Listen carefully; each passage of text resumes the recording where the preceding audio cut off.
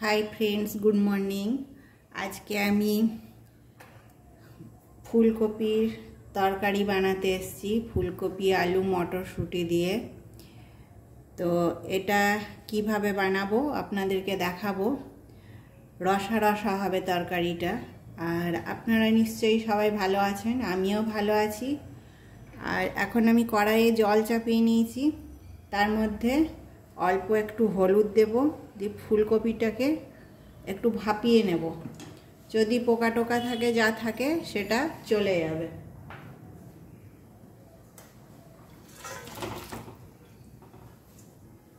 এবারে একটুখানি নুন দিয়ে দেব।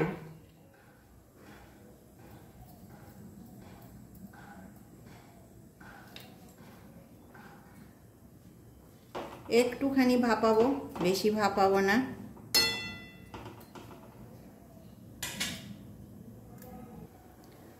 ফুলকপিটা আমার ভাপানো হয়ে গেছে, এবারে জল ঝরিয়ে নেব। কড়াইয়ে তেল দিয়ে নিয়েছি, আলুগুলো এখন ভেজে নেব।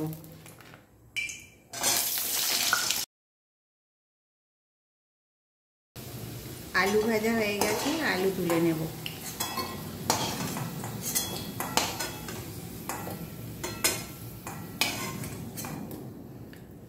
ওই তেলের ওপরেই ফুলকপিগুলো এবারে ভেজে নেব।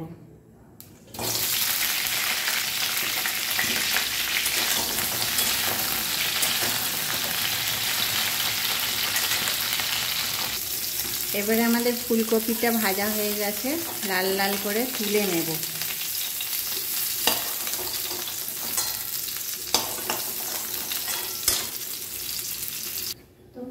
এবারে তেজপাতা দেব, 5 ফোড়ন দেব।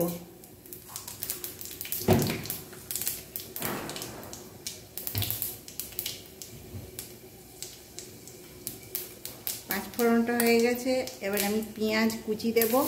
আপনাদের যদি ইচ্ছা হয় পেঁয়াজ বাটাও দিতে পারেন। আমার আজকে আর পেঁয়াজ বাটার সময় হয়নি, সেই জন্য আমি পেঁয়াজটা ছোট ছোট করে কুচি করে নিয়েছি। পেঁয়াজ কুচিটা এবারে লাল লাল করে ভাজবো। লাল লাল করে ভাজার পরে এই আদা বাটা দেব। এবারে আমি আদা বাটাটা দিয়ে দেব। অল্প নুন দিয়ে দিলাম, হলুদ দিয়ে দিলাম, তারপরে একটু জল দিয়ে কষবো। এবারে আমি জিরে, ধনে, গোলমরিচ গুঁড়ো দিয়ে দিলাম 1 চামচ, আর অল্প।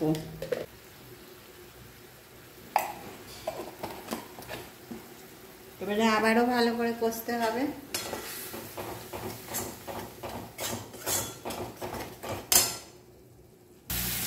এবারে টমেটো কুচিটা দিয়ে দেব। টমেটো কুচিটা দিয়ে দিলে গলে যাবে কষতে কষতে। অল্প জল দিয়ে দিয়ে এখন আরও কষা হবে।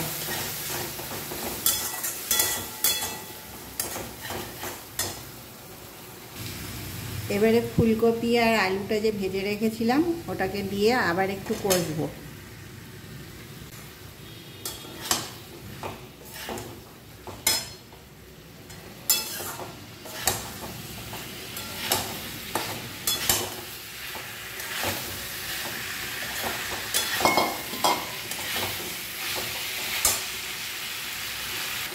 এবারে মটরশুঁটিটা ধুয়ে রেখে দিয়েছি, মটরশুঁটিটা দিয়ে দেবো।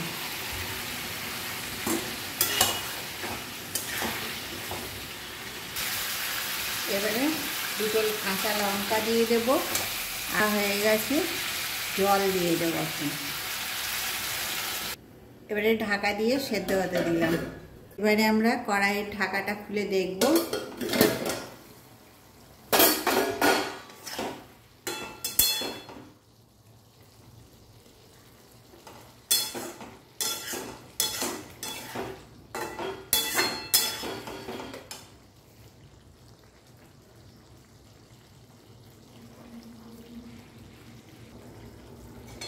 এবারে আমি ধনে পাতাটা দিয়ে দেব।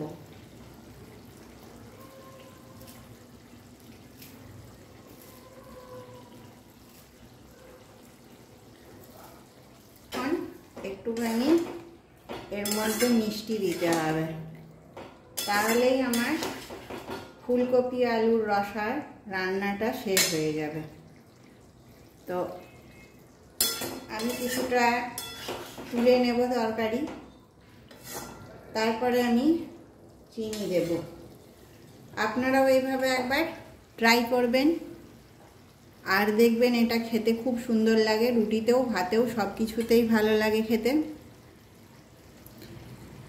আমার চ্যানেলটাকে আপনারা লাইক, শেয়ার, সাবস্ক্রাইব করবেন, আমার পাশে থাকবেন। নমস্কার।